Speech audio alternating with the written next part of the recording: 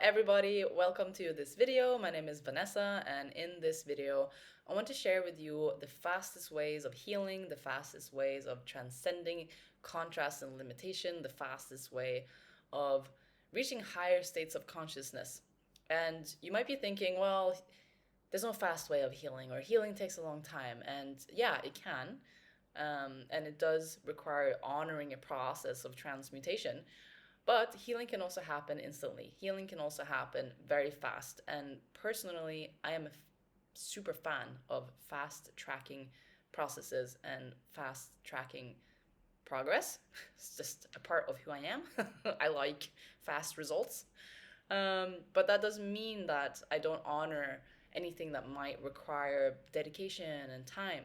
And they go kind of hand in hand. Obviously, I am okay with dedication and things taking time because my healing journey has been across, over 15 years, and it still continues and it still will always continue. So when I am explaining how to fast track healing, and I'm explaining how to instantly shift reality, and I'm explaining how to ascend at a higher speed, it's not to reach some final destination and then you're done. It's simply to enjoy the process a little bit more because, it's all about the journey, not the destination. So it's about having more fun. It's about becoming more equipped with tools that are more efficient and effective rather than dragging yourself through this long, sluggish, kind of torturous process of healing. So if you want to speed things up, not for the purpose of reaching some final destination where you're going to be perfect, because that doesn't exist, because you are perfect right here, right now, as you are, because it's only the now moment, right? Then this video is for you. So the fastest way, one of the fastest ways of fast tracking your healing, so healing including self-forgiveness, healing trauma, letting go of resentment, bitterness, letting go of any attachment, any negative emotion that you have towards yourself and another, that part of healing, and also transcending duality and contrast, because we are experiencing a lot of that, obviously, here in this third dimension, where we have polarity, we have duality, we have contrast. So, you might be going through highs and lows, and you have states of ecstasy, and then you have the lows of, depression and uncomfortability and contraction. So there's contraction and expansion. So we don't want to disregard that as a natural part of the human experience. But if you want to smooth that out and not have the lows fall like you're smashing against the wall, then this process will help you. So it's a process of remembering. It's a process of remembering who you are, but not just you on an individual level, but you on a collective, all that is level. So I really want to emphasize and bring home the message that you are all that is. You are an aspect of source, and everything in existence is that as well. So when we create this illusion of separation, let's say you're having an argument with your partner, or you're having an argument with your business partner, or there are some people that you just feel a lot of contraction towards, and maybe you have feelings of hate, and maybe you want to blame them, and maybe you even want them to experience some level of harm. The ego will do this.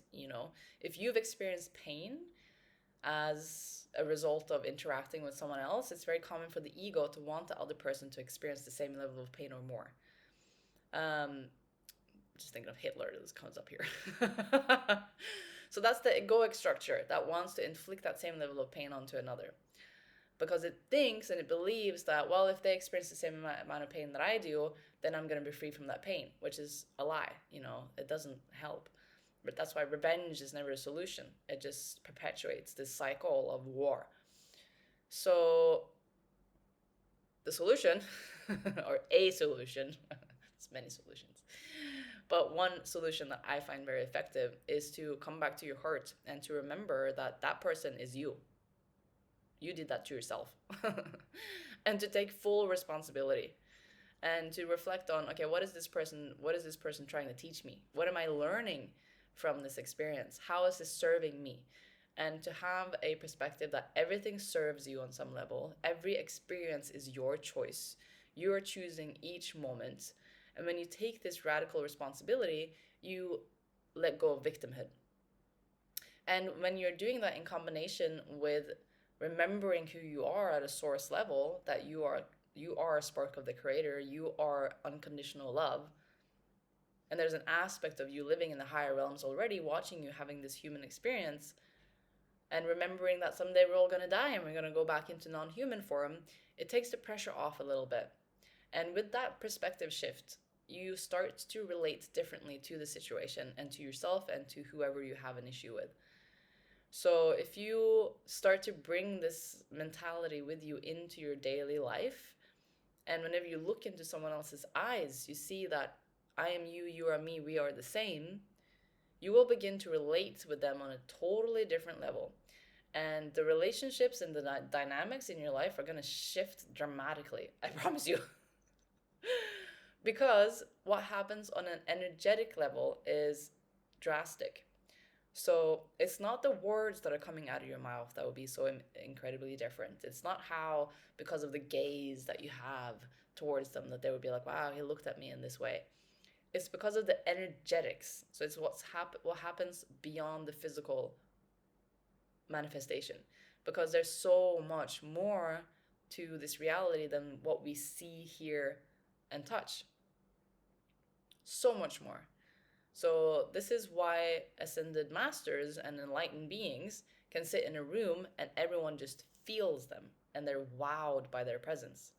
So I'm not saying that the purpose here is for you to become an ascended master, but I'm saying that when you tap into that perspective of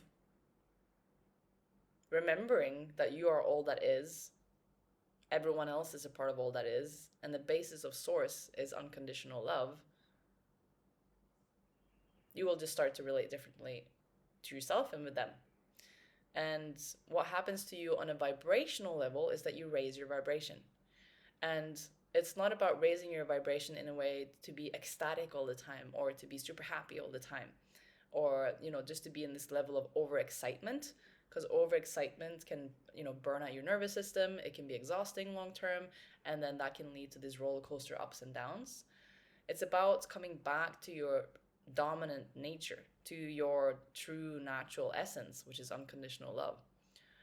And when you're tapping into that frequency through the heart, that is felt. It's palpable. And it transcends any words that you say, any actions that you take, because everything is energy and everything is frequency.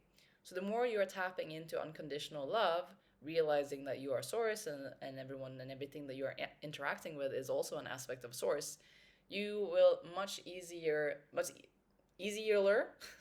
would be much easier for you to forgive yourself and another, to let go of attachment to negativity, to let go of any need for resentment, bitterness, and revenge. And it'll be much easier for you to accept yourself and others as they are. And the funny thing that happens is that as soon as you let go and as soon as you forgive and as soon as you accept, that's when your reality changes and reflects back to you that you have sent that energy out. Because everything that you send out comes back to you.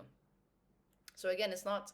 the purpose of doing this is not some manipulative trick in order to get everything that you want, but ironically, you do. We live in this sort of paradoxical universe where it works like that. So it will only benefit you and it will only benefit others to bring this remembrance with you, especially when you just look at people, when you just look at things. Have that remembrance. So instead of judging or instead of projecting negativity onto yourself and others, bring that remembrance with you. And not just like, oh, I'm love. Like, you are an aspect of God's source energy. Please take that on as a significant truth. Don't let that just, go in one ear and out the other. And it's not to elevate your ego in some way, to have you feel, grandiose. Not at all. It's to bypass the ego and just to bypass the mind and tap into your heart. And that's when the magic starts to happen in your life. Opportunities come your way, relationships heal, abundance comes your way.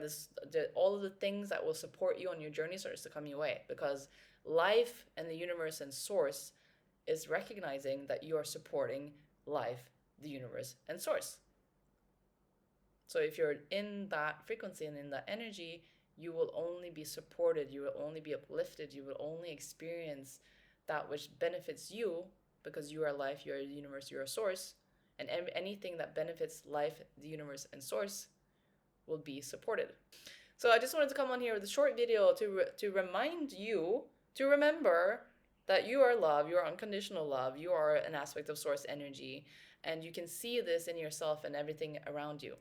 And an important point here, I don't want this to take away your level of discernment.